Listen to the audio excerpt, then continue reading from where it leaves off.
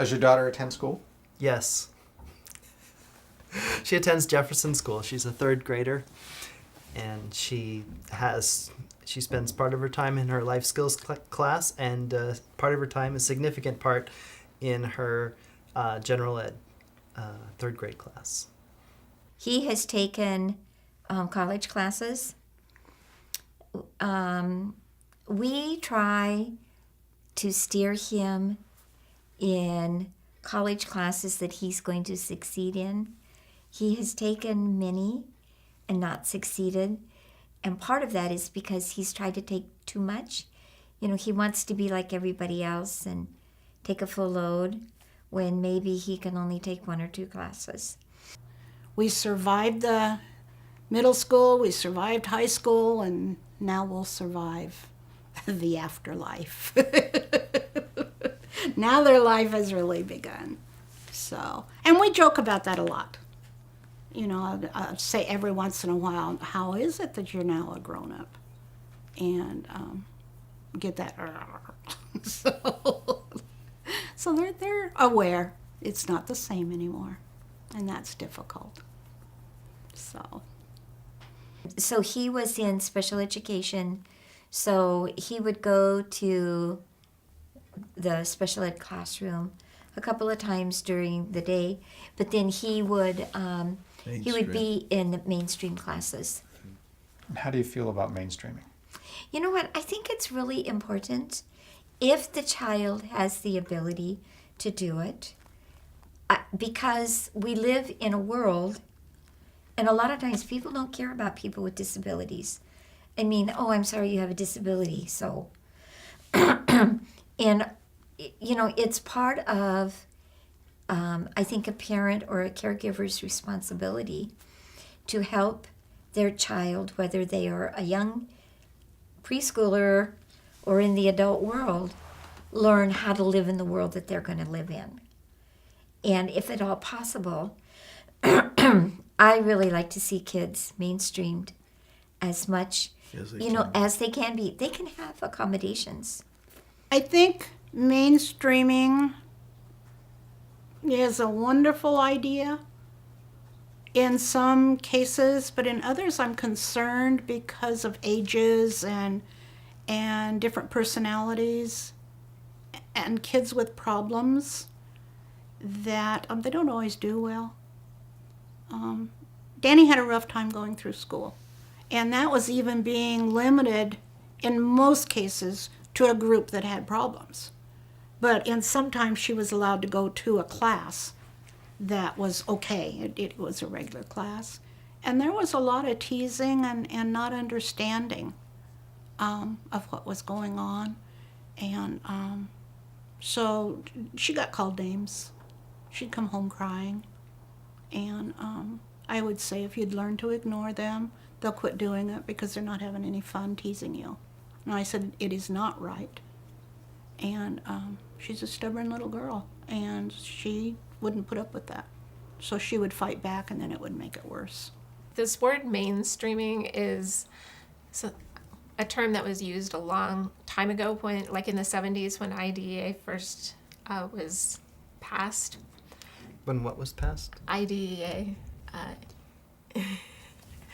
Individuals with Disabilities Education Act, I believe. Okay. It basically is the one that gave all students the rights to a free, appropriate public education. And that phrase is the one that guides basically the school's responsibility towards students with disabilities. Mainstreaming, as it was often used in the past, basically meant that you took a kid with disabilities and you dumped them in the general ed classroom, but you just, essentially that was all you did. You just dumped them in there and you didn't make any special support preparations to allow them to succeed in there. So you ended up with kids, I guess, who didn't know what was going on, and they weren't getting any help to learn, the help that they needed to learn at a pace that was slower than that of their peers. So they often developed bad behaviors, and they didn't learn a whole lot because everything was just way too fast for them.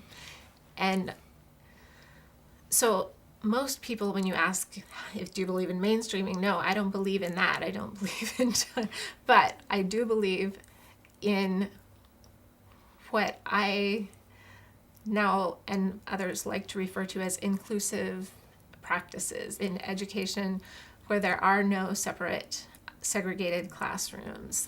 Sometimes those are called self-contained. Sometimes those are called life skills classrooms. And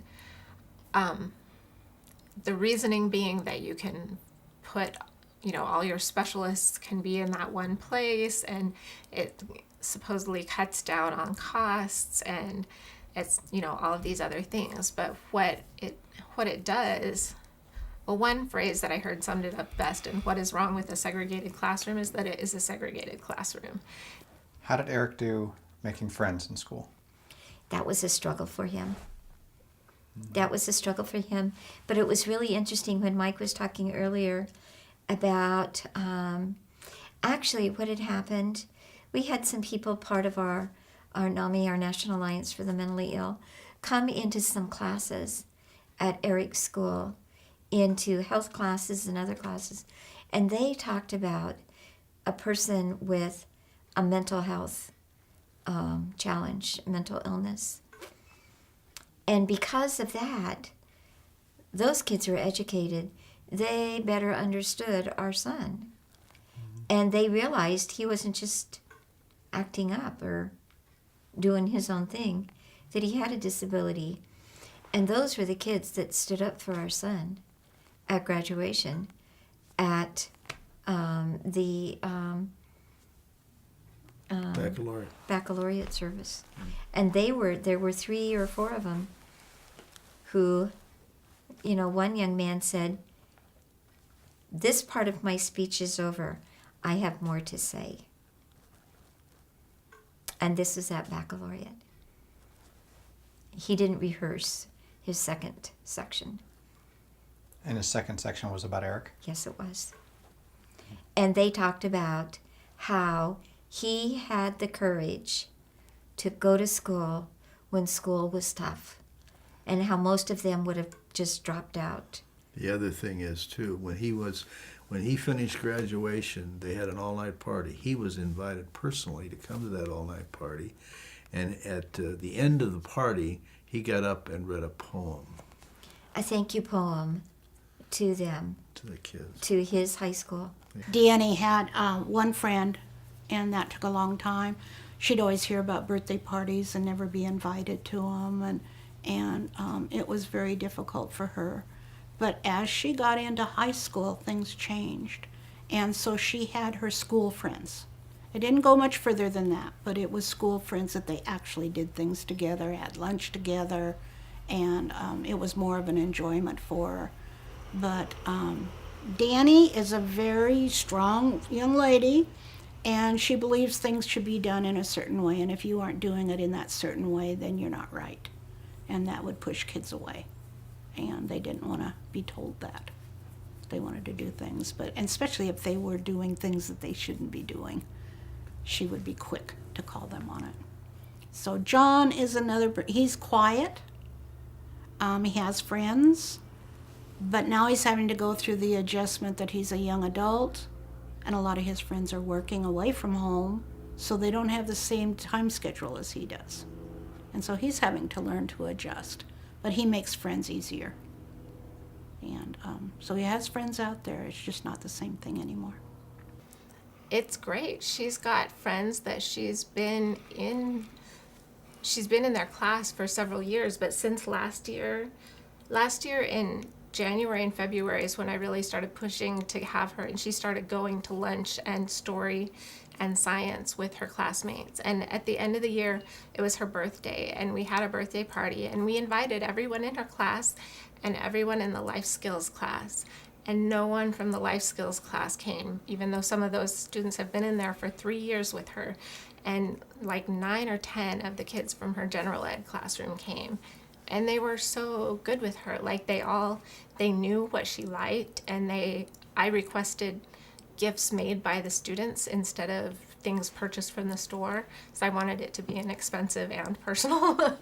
And her classmates brought her some really thoughtful things. You know, they drew pictures of things that they knew she liked, and I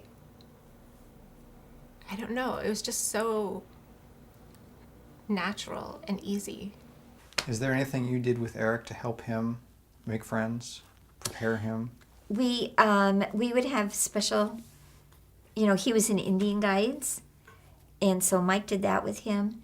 I was a Cub Scout leader, and so we tried to put people around him, and we were around him but at a distance to be that encouragement for him.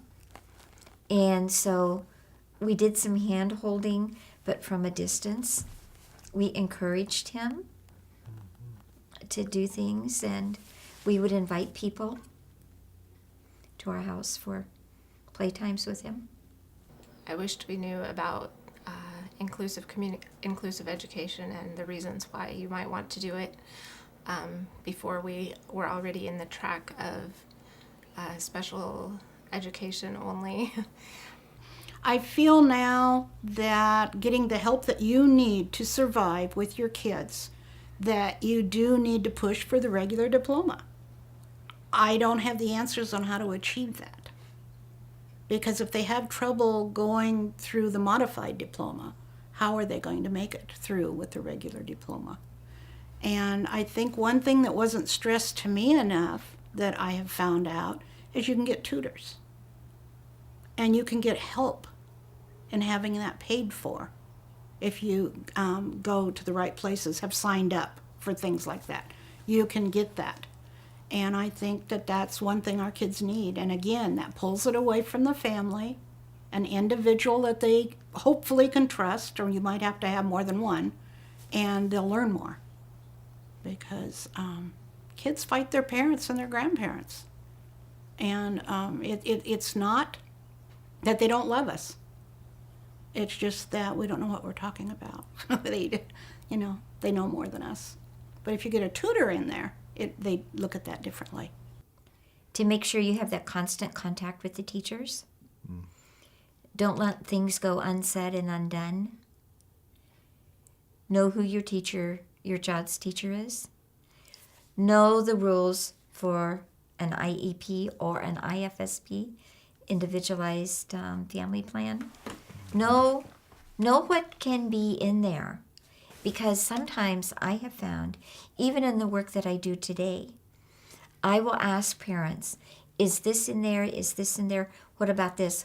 Oh, I didn't know we could have that. And I said, well, yeah, you can. You need to just go and ask them about it. And then I teach them, figure out where your common ground is and work from there. And Judy, you were a teacher. I was.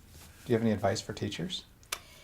Work with the parents, because this is their child, and they get really frustrated and they become afraid about what the future is going to bring for them. And just have a lot of compassion and keep those communication doors open. Look for opportunities. And you know what? As a teacher, I know their time is limited. If they could even show up at one game or an extracurricular activity that this child is in, goes a long way. Shows you're interested and that you care.